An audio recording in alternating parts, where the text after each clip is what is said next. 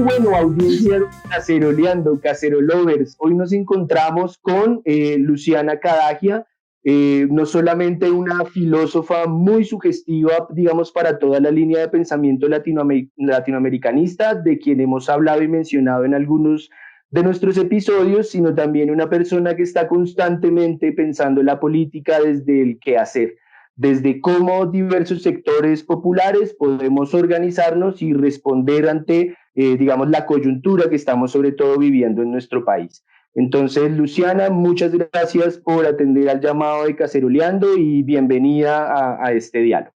Muchas gracias a ustedes por la invitación y es un placer estar aquí con ustedes para conversar sobre la política, la filosofía y la coyuntura en Colombia y en América Latina. Bueno, pues yo te propongo que empecemos un poco hablando sobre populismo.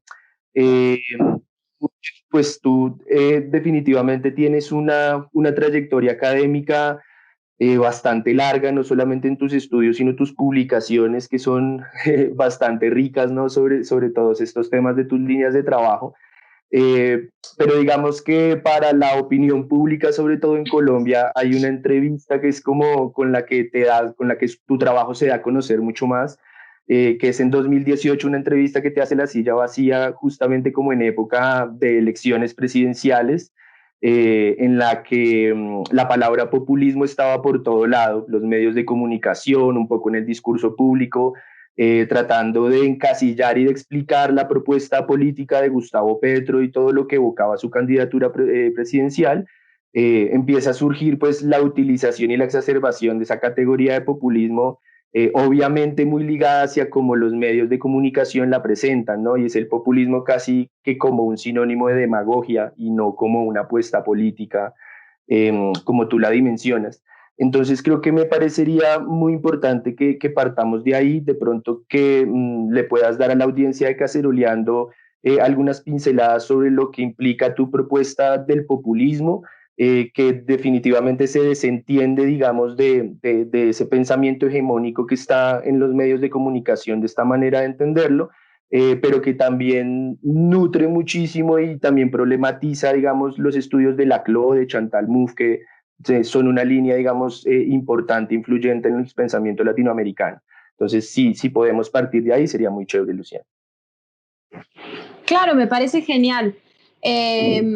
Lo primero que podríamos hacer es una distinción entre el uso mediático que se ha estado haciendo del populismo en redes sociales y en los medios de comunicación y que no solamente ha sido en Colombia, sino que ha sido un fenómeno a nivel mundial. Y con varias investigadoras nos gusta en decir que esto se parece mucho al estigma que tenía el socialismo en su momento. Es decir, los poderes oligárquicos antidemocráticos que se organizan en el mundo para una acumulación del capital por despojo, necesitan constantemente estigmatizar los procesos democratizadores, ¿no?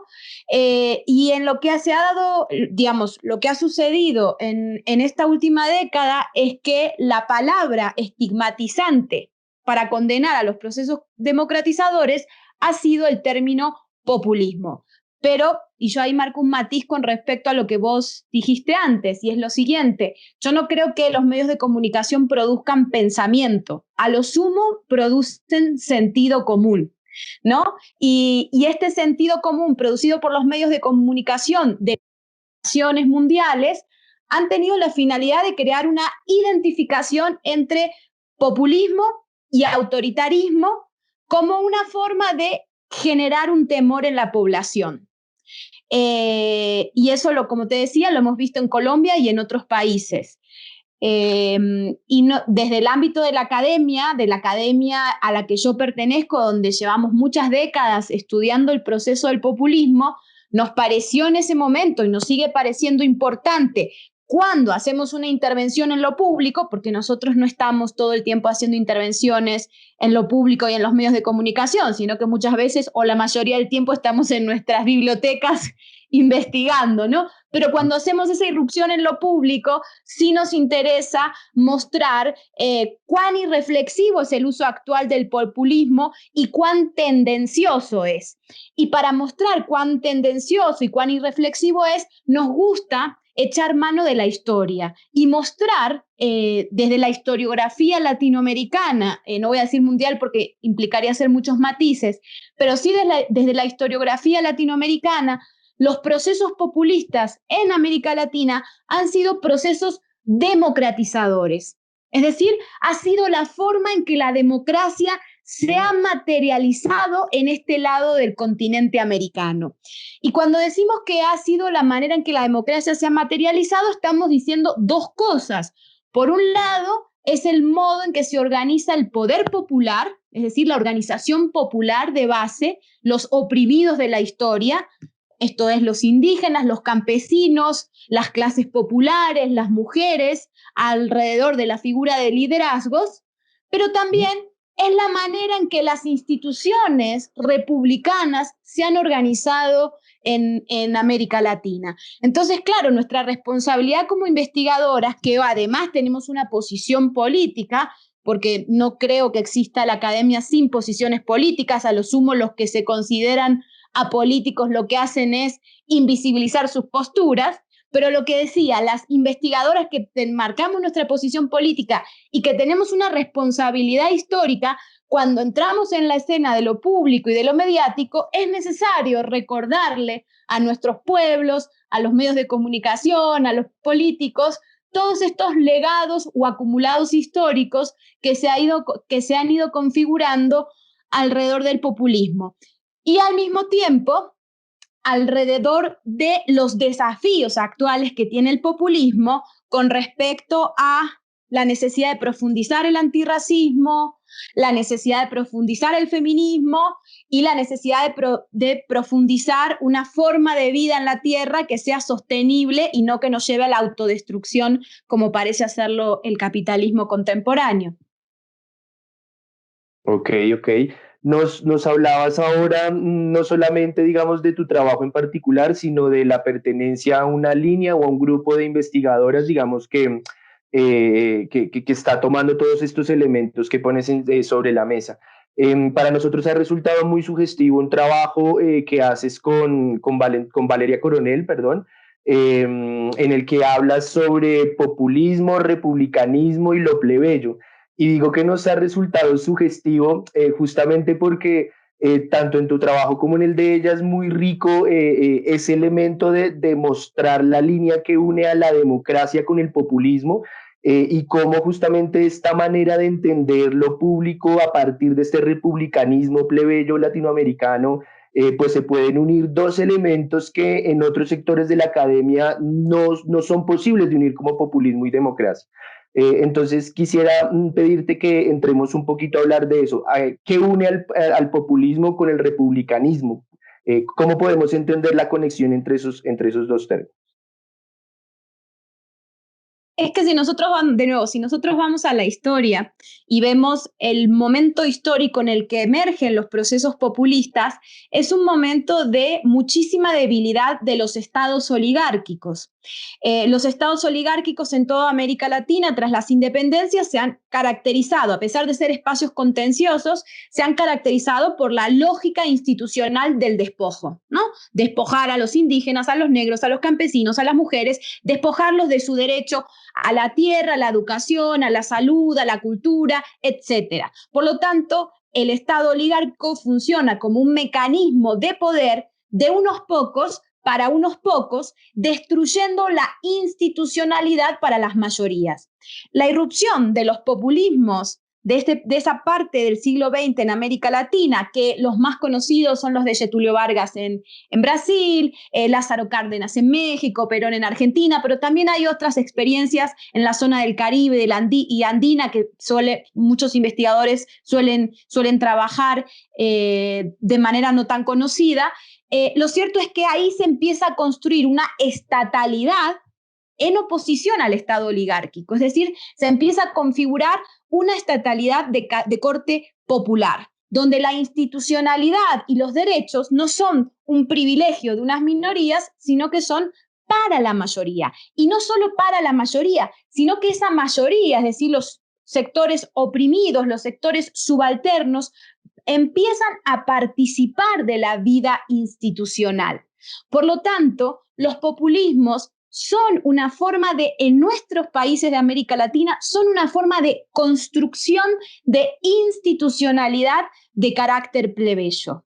Y si prestamos atención a que las teorías republicanas lo que hacen es estudiar la forma de nuestras instituciones tras la experiencia de las caídas de las monarquías, el republicanismo tiene que tomarse en serio mejor dicho, las teorías republicanas tienen que tomarse en serio el populismo como una forma de expansión del republicanismo en América Latina, como una forma de configuración de repúblicas plebeyas o populares. Por eso a nosotras nos parecía importante hacer ese vínculo, porque por lo general la teoría republicana suele ser pensada junto al liberalismo, que es la vertiente más europeizante, ¿no? Las instituciones son el lugar de la neutralización del conflicto, el lugar de los procedimientos asépticos donde no, la vida democrática va a tener lugar. Esa es la vertiente más liberal, como les decía.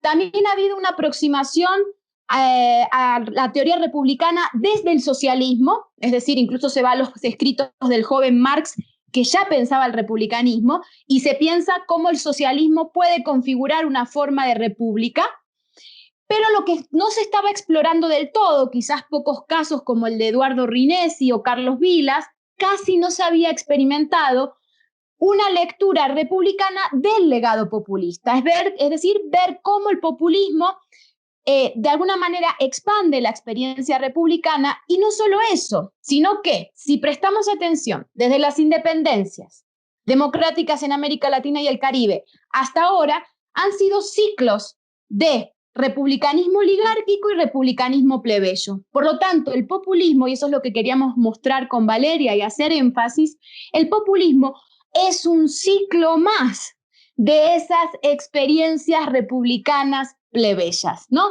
Entonces nos permite entender al populismo no como una anomalía, no como una excepcionalidad ni una experiencia fallida, sino que lo vemos dentro de un arco temporal mucho más rico, mucho más amplio, y como una expresión contemporánea de nuestras formas de instituir democracia en la región. Vale. Y en esta construcción de lo popular, de lo que puede ser lo popular, ¿qué papel pueden desempeñar hoy en día o qué papel están desempeñando los movimientos sociales, Luciana? Bueno, lo primero que me parece importante es entender que la expresión movimientos sociales, digo, dado que estamos teniendo una conversación más, digamos, académica que estrictamente militante, la expresión movimiento popular es una expresión que aparece en la escena de la sociología contemporánea en los años 90, tras la experiencia de los fracasos del socialismo, del fracaso, digamos, de esa vía emancipatoria de los años 70. Por lo tanto, es una expresión muy contemporánea, llamar no sé, a la minga, o llamar a las marchas en las calles, o llamar a una organización de la dignidad de los pueblos como un movimiento social. Es decir, en la historia del pensamiento latinoamericano, esas expresiones populares han recibido otros nombres. Lo digo ¿por qué? Lo digo para poder conectar con nuestro pasado. Para mí eso es organización colectiva, es decir, es organización popular. En lo que se refiere a nuestro presente, que es la pregunta puntual que vos me hiciste, y también me gustaría hablar un poquito del Cauca, que es donde ustedes están arraigados y pensando las cuestiones. La organización popular, que puede ser expresada como movimientos sociales, va a servir lo mismo que ha servido siempre, es decir, para radicalizar la democracia. Esto es, en momentos de la historia de América Latina donde parece haber un avance de las oligarquías, ¿no? Que es lo que está teniendo lugar ahora mismo en el continente, y ahora sí me voy hasta los Estados Unidos también, porque hay un avance de las oligarquías en su vertiente fascista, que por cierto no es la primera vez en la historia de la humanidad que las oligarquías se organizan en una deriva fascista, pero lo cierto es que eso es lo que está teniendo lugar en el continente, y se puede ver sobre todo en el caso de Trump, en el caso de Colombia con Iván Duque, y en realidad el presidente eterno Uribe, se puede ver con Bolsonaro en Brasil, se puede ver también en Bolivia, se puede ver en Ecuador. Ante ese escenario donde se radicaliza el despojo, donde se radicaliza el autoritarismo, donde se radicaliza la destrucción de la institucionalidad, porque ahí yo insisto, las oligarquías y los estados oligárquicos quieren cooptar el espacio institucional para volverlo un coto privado y destruirlo, porque es la manera en la que el gran capital puede expandirse para su beneficio. Entonces, en momentos de destrucción de la institucionalidad, es el momento necesario donde nuestras acciones colectivas, donde los movimientos sociales tienen que recordar la necesidad de reactivar las protestas, de generar resistencia y de construir las condiciones materiales para volver a recuperar una institucionalidad o una forma de institucionalidad que no implique paradójicamente la destrucción de los derechos de las mayorías.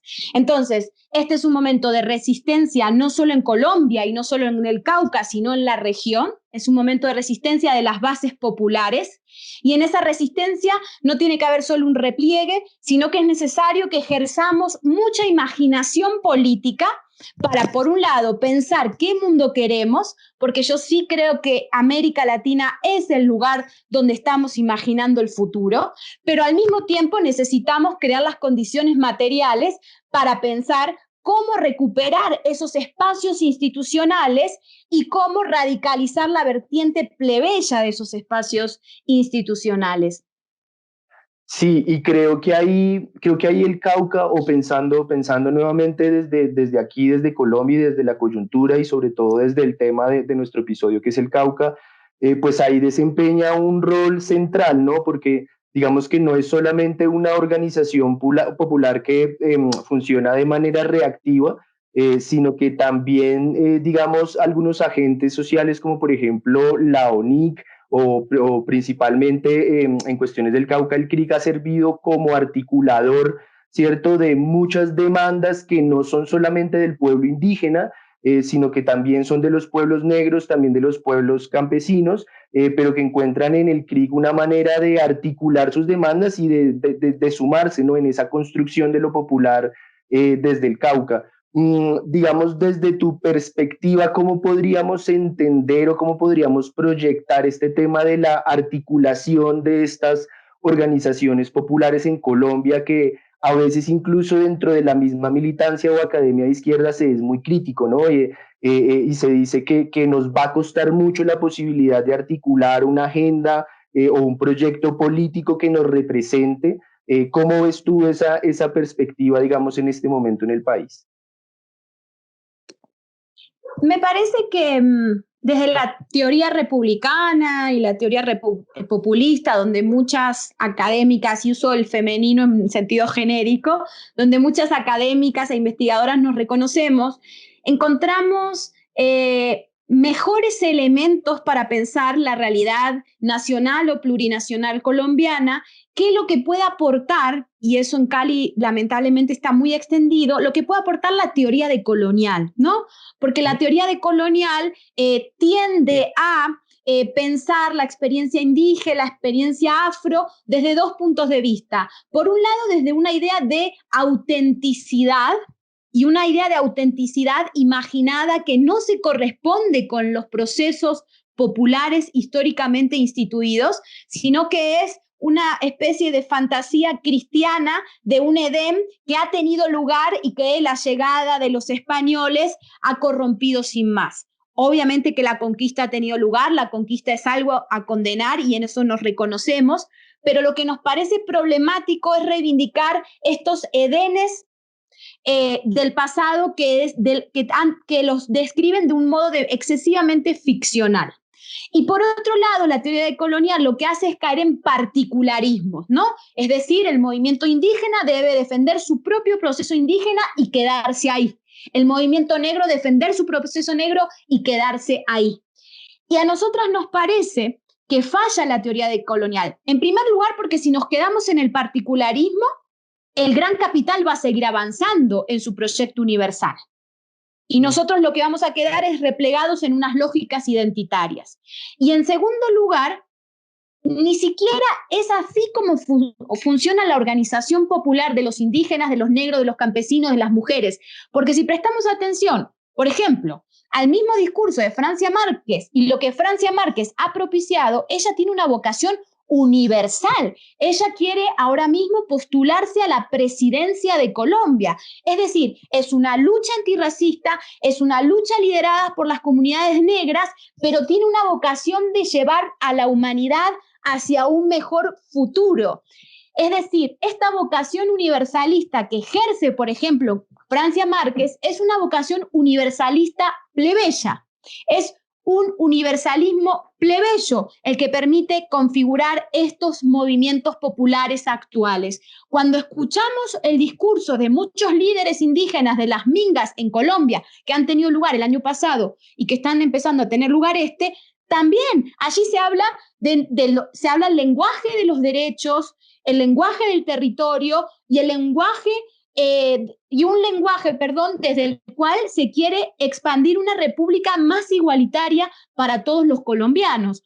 Por lo tanto, hay en estos sectores populares, hay retomando un poco lo que comentaba antes, allí es donde se está cultivando la imaginación del futuro. Y el Cauca, históricamente, ha sido uno de los lugares más emblemáticos de Colombia en esa configuración de un republicanismo plebeyo desde los indígenas, desde las comunidades negras, desde las mujeres, desde los campesinos. De hecho, yo no me canso de citar los trabajos de James Sanders al respecto sobre el suroccidente colombiano, porque él hace una reconstrucción del papel de las comunidades negras en el ámbito de la praxis y en el ámbito de la intelectualidad en el siglo XIX acerca de cómo configurar institucionalidad plebeya, que es increíble, que muchas veces la teoría decolonial olvida ese legado de las comunidades negras, lo obtura, no lo visibiliza y por lo tanto ejerce involuntariamente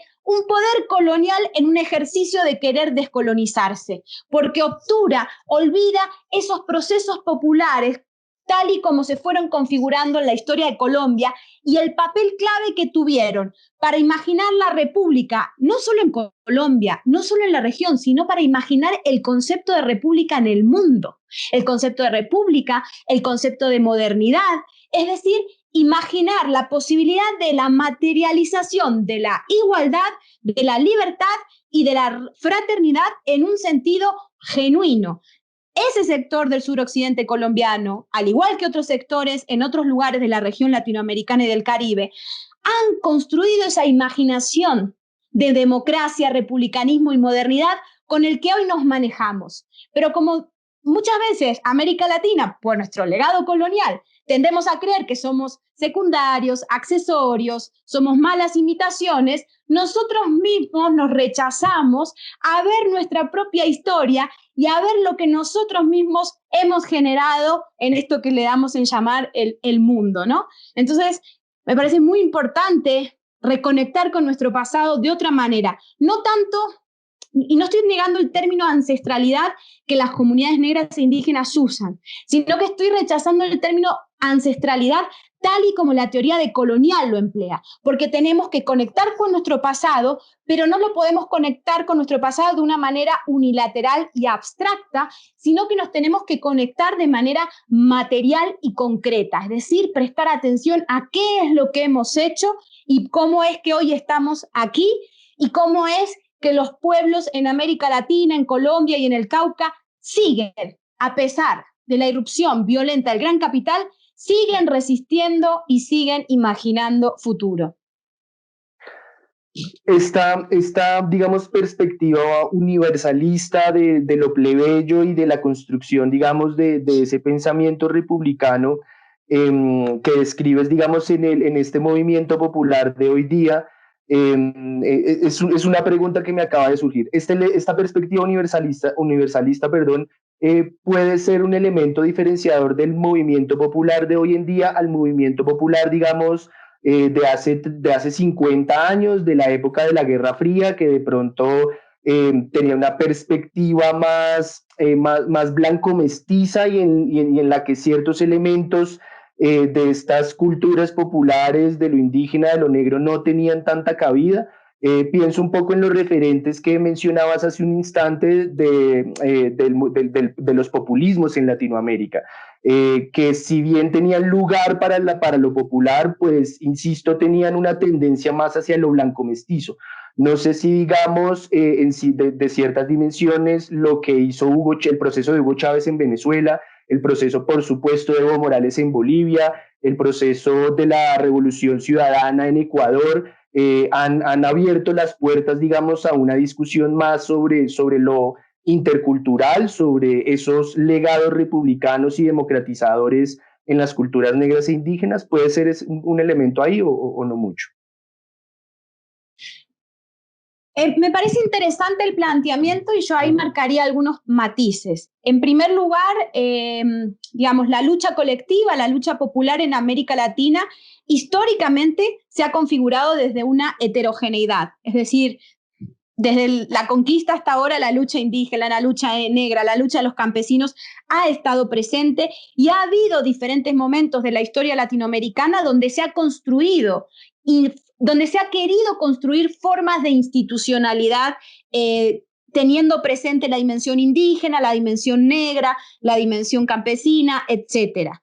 Me parece que sería de nuevo faltar a la historia decir que solamente era un experimento blanco mestizo. Y además habría que ver qué queremos decir con blanco mestizo, porque me parece que una cosa es hablar de lo blanco como un lugar de enunciación del poder occidental y otra cosa es hablar de lo mestizo. Y una cosa es hablar de lo mestizo como un lugar de heterogeneidad conflictual donde América Latina se hace a sí misma y otra cosa es hablar de lo mestizo como una armonía racial blanqueada, ¿no?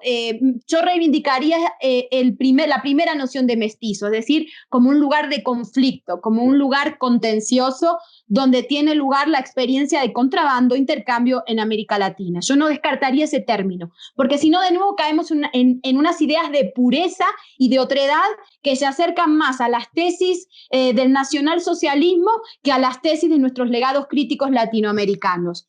Ahora bien, lo que ha pasado a finales del siglo XX, principios del siglo XXI, es que diferentes experiencias, digamos, como el caso de Bolivia, es decir, un indígena llega a la presidencia en Bolivia.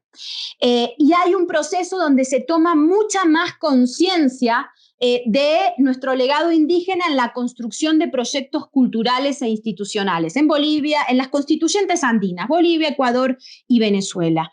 Pero también no hay que olvidar la constitución del 91 en Colombia, que es la antesala de las constituyentes andinas que acabo de nombrar. Lo que pasa es que siempre Colombia se lo tiene que aislar del relato latinoamericano para dejarlo atrapado en la espiral de violencia indefinida, pero en realidad, de hecho, Hugo Chávez estaba en ese momento en la constituyente del 91 aquí en Colombia, entendiendo y tratando de aprender de qué es lo que había en esa constitución en juego. Entonces, yo creo que lo que diferencia de otras épocas no es tanto el lugar de la lucha y de la organización popular, donde lo indígena, lo negro, siempre ha estado presente y también ha estado presente en la intelectualidad que ha pensado eso, no más ir a Mariátegui y entender que ahí eso tiene lugar con respecto a lo indígena, o reconstruir toda la intelectualidad negra del suroccidente de Colombia para entender ese lugar. Pero lo que sí es verdad es que en el siglo XXI la cuestión indígena negra aparece en las constituciones de una manera mucho más explicitada. Y eso no lo pondría como algo antagónico con respecto a los procesos anteriores, sino que es una radicalización de todos estos acumulados históricos. Por eso digo que ese sería el matiz. No diría que antes no se prestaba atención, sino que es el resultado de una serie de acumulados históricos el que esto haya podido tener lugar. Vale, vale. En esta quiero volver un momento sobre específicamente el tema del populismo. Y es que hay algo que me parece muy interesante, digamos, en la particularidad de tu trabajo.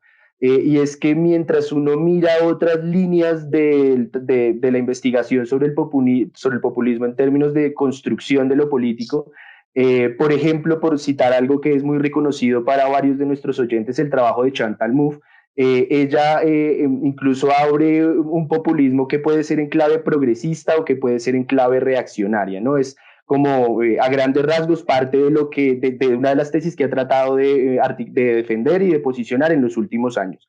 Lo que uno ve cuando tú te acercas, digamos, a esa disyuntiva entre si el populismo puede ser en una clave o puede ser en otra. Eh, si estoy mal entendiendo, te pido que me corrijas. Tú dices, no, el populismo como construcción de lo popular, pues digamos que tiene una línea progresista con todo lo problemático y amplio que eso puede ser. Y cuando hablamos de una reacción del establecimiento que intenta hacer en clave popular, que es más bien para crear una frontera realmente en los sectores populares, pues estamos hablando de fascismo prácticamente. Entonces, me gustaría que nos detuviéramos un momento ahí y que nos explicaras, digamos, en tu línea de trabajo, cómo tratas esa disyuntiva que aparece en otros. Bueno, Chantal Mouffe es una de mis maestras y con ella hemos tenido muchas conversaciones y hay varios aspectos del populismo que compartimos. De hecho, si no fuera por sus textos y los de Ernesto, junto con lo de otros colegas, muchas de nosotras no podríamos estar llevando la teoría a los lugares hacia los que la estamos llevando. Pero lo cierto es que en ese punto concreto, como vos muy bien definís, marcamos una distancia. Y no la marco solo yo, sino que la marco junto a Paula Biglieri, que es una pensadora argentina con quien también escribo mucho de manera conjunta, al igual que Valeria Coronel. De hecho, con Paula acabamos de terminar bueno, lo terminamos ya con la pandemia, ya no sé ni en qué momento de la historia estoy, pero lo terminamos el año pasado y está por salir publicado en la editorial Polity de Reino Unido, un libro, y espero que en Herder en castellano también en breve, un libro en el que nosotras pensamos a nivel ontológico el populismo y ahí damos nuestras tesis más teóricas de por qué consideramos que es infructuosa la distinción entre populismo de derechas y populismo de izquierda, porque nos parece que el populismo es en sí mismo una forma de organización de lo popular donde siempre se incluye al que ha quedado excluido, ¿no? Y que en esa inclusión del que ha quedado excluido aparece la idea de una heterogeneidad constitutiva de lo que somos. A diferencia de las fuerzas reactivas que tienden, no solo no tienden a incluir al que ha quedado excluido, sino que tiene una lógica inmunitaria de exclusión del desvío, ¿no? Siempre hay un elemento de la comunidad que debe ser excluido porque ese elemento es el que estaría perturbando la unidad de la comunidad y además se asume la comunidad no como algo heterogéneo, que es lo que hace el populismo, sino como algo identitario. Y si prestamos atención a las bases lógicas del fascismo, esa es la manera, esa forma de construcción popular a partir de la idea de la reconciliación de una unidad, de que esa unidad es una identidad de la comunidad y que eso significa que esa reconciliación siempre pasa por expulsar un elemento anómalo, llámese el homosexual, la lesbiana, el indígena, el negro, la mujer, el migrante, etcétera, esa operación es fascista. Y eso no es lo que estructura a las experiencias plebeyas del populismo, que no son fascistas, sino que, como decimos, son de la heterogeneidad constitutiva. Entonces, no voy a entrar en una cosa pedante, pero hacemos toda una argumentación ontológica de por qué consideramos que el populismo no puede ser reactivo, sino que en cuanto empieza a tener una experiencia reactiva, ya estamos hablando de o bien una lógica fascista, o bien la institucionalidad la institucionalidad no, sino el hecho de que se instituye el fascismo como lógica de Estado, ¿no? Digamos, para aterrizar un poco esta explicación que nos acabas de dar, que me parece muy interesante, sobre todo en el país, para pensar cómo ha funcionado el uribismo, ¿no? Y la manera en la que ha logrado, digamos, construir una discursividad y construir una identificación con un número de colombianos que ha sido bastante importante y que de cierta manera ha legitimado su proyecto político. Este elemento anómalo, digamos, en los primeros años del uribismo, eh, pues tiene una distinción, digamos, muy sencilla que sería el papel que jugó las FARC, ¿cierto? Como enemigo nacional y como ese elemento o ese enemigo nacional que había que eliminar justamente para lograr la unidad y el bienestar y ese chivo expiatorio que era la representación de todos nuestros pecados y todos nuestros problemas. Algunas pensadoras y algunas opinadoras, como por ejemplo Sara Tufano, que habló con nosotros hace unos días, pues presenta una idea muy interesante y es cómo la crisis del uribismo se ha venido ahondando y es justamente porque no ha tenido la capacidad o de identificar un elemento anómalo y de reconvertirlo en ese chivo expiatorio, o también porque pues, la respuesta de la organización popular ha estado en la capacidad digamos, bloquear esos elementos.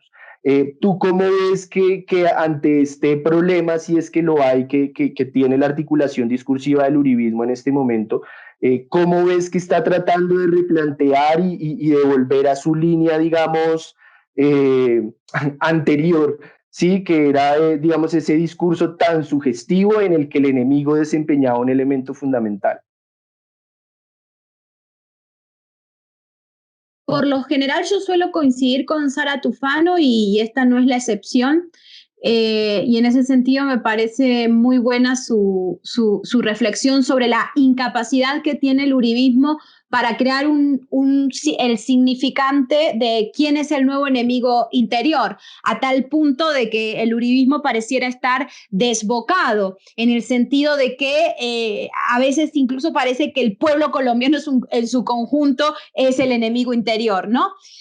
Pero me parece, no sé, habría que explorar un poquito más esta idea, pero creo que eso que tú mencionas y que a través, digamos, de Sara Tufano, es un problema estructural que están teniendo todas las experiencias de extrema derecha en la región.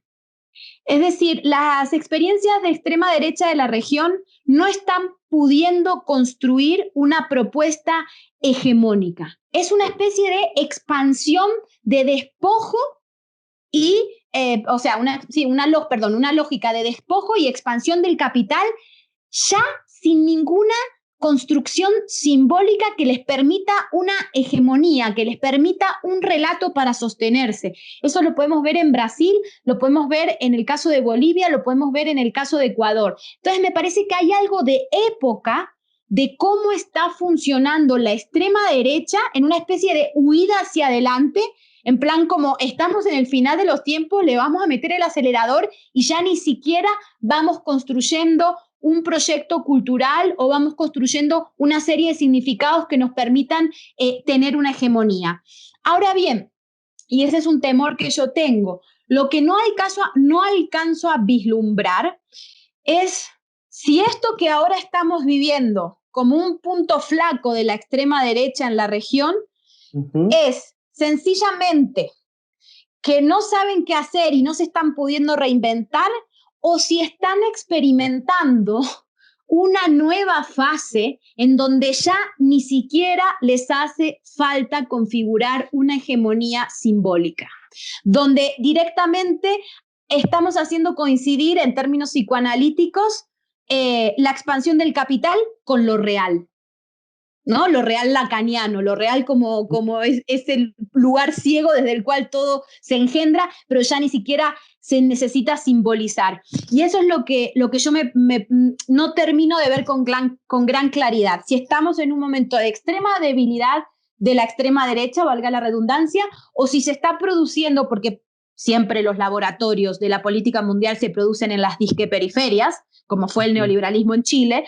Por eso te digo, no sé si es debilidad o es que se está gestando un laboratorio del fascismo o de un poder que todavía no tenemos nombre para llamarlo, del que no somos conscientes del todo. Entonces, esa es un poco la disyuntiva que yo tengo. Hasta ahora el nombre y es un nombre que yo le di, digamos, en la silla vacía, en la entrevista que citaste vos del 2018, cuando yo decía no voten a Duque porque es fascismo. Es decir, por eso nos da mucha risa que ahora la silla vacía se sorprenda, que los liberales conservadores se sorprendan y que María Jiménez Duzán se sorprenda y digan, oh Dios mío, ¿cómo hemos llegado al fascismo? Y es como, porque ustedes estuvieron diciendo que no se vote a Petro y que de pronto Duque no era tan malo. Es decir, ustedes por omisión o no han generado las condiciones materiales del fascismo actual en Colombia o de las condiciones actuales de este tránsito extrañísimo que nos está llevando a una forma de poder mundial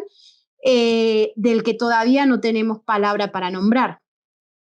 Ya, este segundo escenario que nos planteas es como un panorama, no sé, para ponerlo en términos muy castillos, como un panorama muy oscuro, ¿no? Habitualmente uno tiende como a pensar, ojalá esa extrema derecha, digamos que tiene esa línea clara de gobierno actualmente, pues evidentemente esté en un momento de crisis, en un momento donde no saben muy bien qué tomar ante la respuesta popular que evidentemente se ha visto en muchos lugares del mundo. Pero sí, lo que dices tiene mucho sentido y creo que últimamente sí que lo hemos visto con los trinos y los discursos de Donald Trump hablando de Gustavo Petro y hablando de castrochavismo, pero también al otro lado del océano, en la experiencia política española que tú también conoces muy bien, la manera en la que no solamente el PP, el partido tradicional, sino recientemente Vox también ha tomado muchos elementos perdón, de la derecha latinoamericana, ¿no? Y eso definitivamente muestra como una línea de su comportamiento actual y de la manera en la que están viendo las cosas. Pero claro, este segundo escenario que nos planteas un poco más es, quiero decir, como sin tanta certeza de nuestra parte, y constituye un gran reto, creo, para lo que viene en términos de militancia y de pensar también académicamente las cosas, ¿no? Sí, Eh, por eso, que puedo añadir no, una cosita, así continúa. para, Sí, claro, continúa. vale, para que no parezca que me gustan los escenarios sombríos. De hecho, yo en ese sentido soy muy crítica de Agamben y las teorías que les encanta ver consumado el horror. Pero me Sí, parece que justamente... para que hay que hacer cosas, que eso deje así, mejor dicho. Exacto, apaga y vámonos y nos dedicamos a un hedonismo depresivo.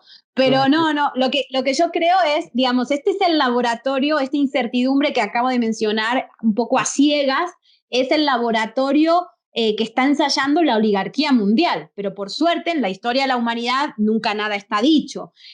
Por lo tanto, por eso al principio con tus otras preguntas yo trataba de construir una narrativa alrededor de, bueno, ¿y cuáles son los laboratorios y cuáles son los sujetos de los laboratorios del progresismo o de la emancipación o de la democracia para el mundo? Entonces, en este momento estamos en una tensión, ¿no? Entre este laboratorio sombrío de la oligarquía mundial y la posibilidad de evitar la materialización de estos laboratorios postdemocráticos a través de una radicalización de la democracia y del republicanismo plebeyo. Pero claro, para que podamos radicalizar la democracia, radicalizar la igualdad, la libertad y la fraternidad, es necesario estar muy atentas a qué es lo que este otro laboratorio está intentando crear, porque las armas son muy poderosas.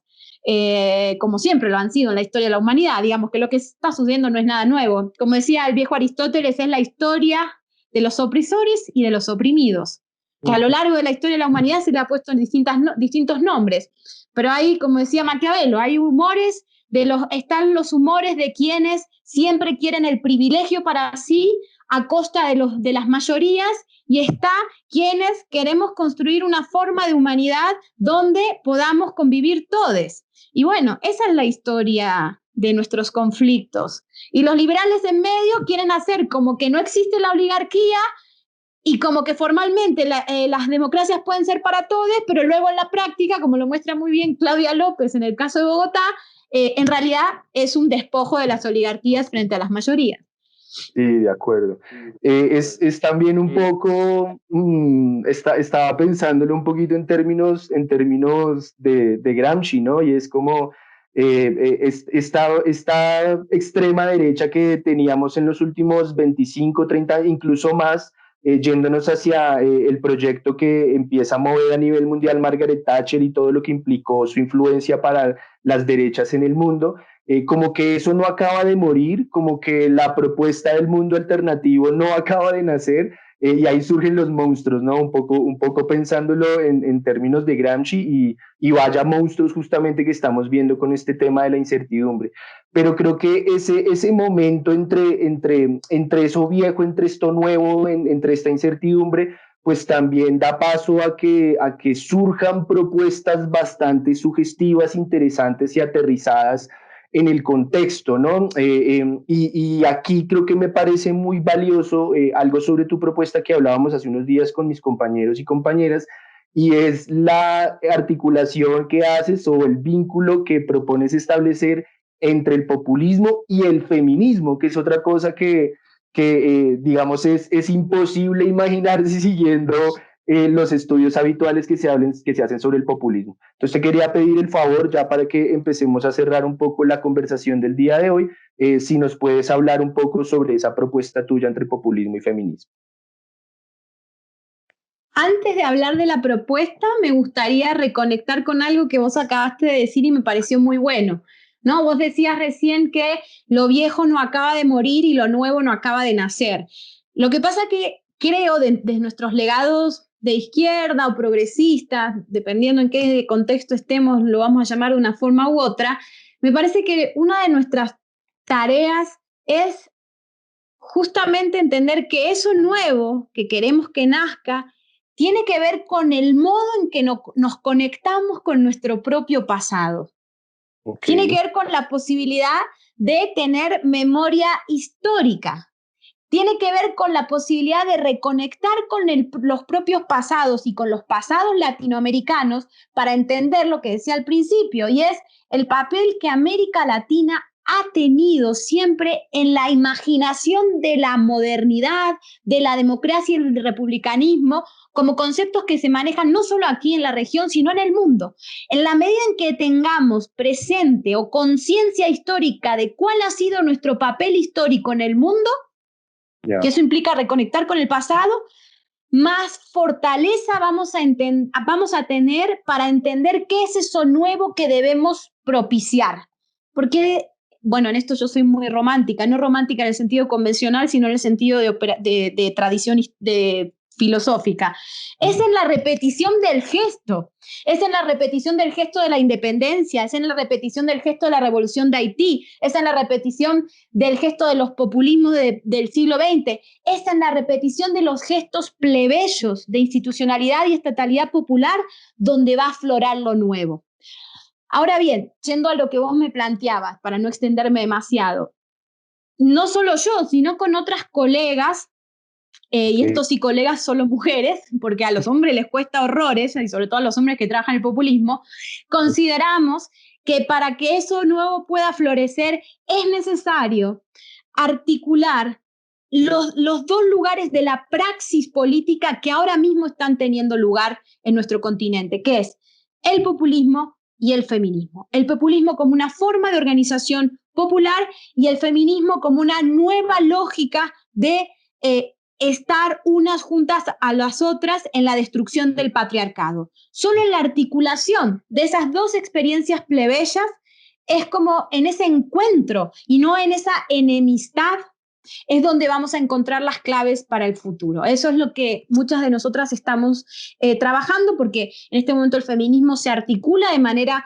internacional y los populismos se articulan de manera nacional o plurinacional, y necesitamos no disputarnos quién tiene la verdad, cuál es el movimiento más auténtico, perdón. No hace falta volver a caer en la lógica sectaria que siempre destruye a la izquierda, sino que hay que tener mucha inteligencia sensible para entender lo que hay en juego y las posibilidades que podemos descubrir en esta articulación entre el populismo y el feminismo. Es decir, que el feminismo se sienta parte del campo popular y que el campo popular se pueda feminizar en una dirección donde los cuidados tengan ok. prioridad frente a las lógicas más patriarcales que inevitablemente también habían atravesado al campo popular.